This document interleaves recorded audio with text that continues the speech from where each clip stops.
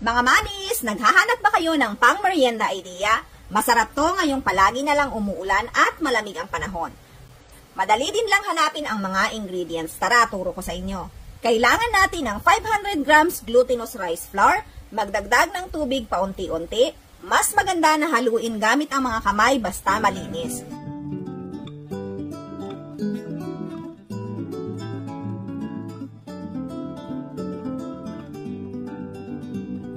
Kapag nahalo na ng mabuti, gumamit ng 1 tablespoon panukat para pantay-pantay ang laki.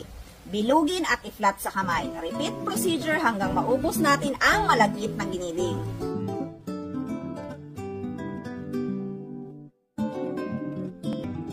Para sa cream, gumamit ako ng isang malaki at isang maliit na lata ng Jolly Coconut Milk.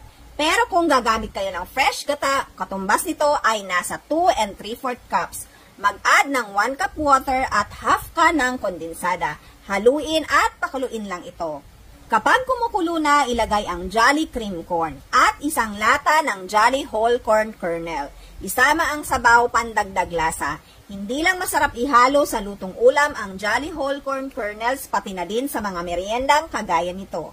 Haluin at pakuluin at huwag kalimutang magdagdag ng asin pang-enhance ng lasa.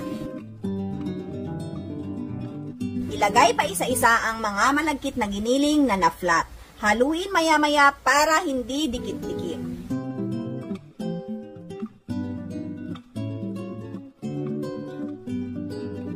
Hintayin lumutang ang palitaw saka idagdag ang toasted sesame seeds. Pwede nyo itong durugin para mas lumabas ang lasa.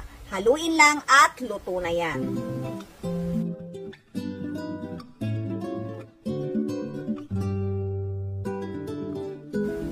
Sa ganitong maulan na panahon, ganito talaga ang masarap na merienda.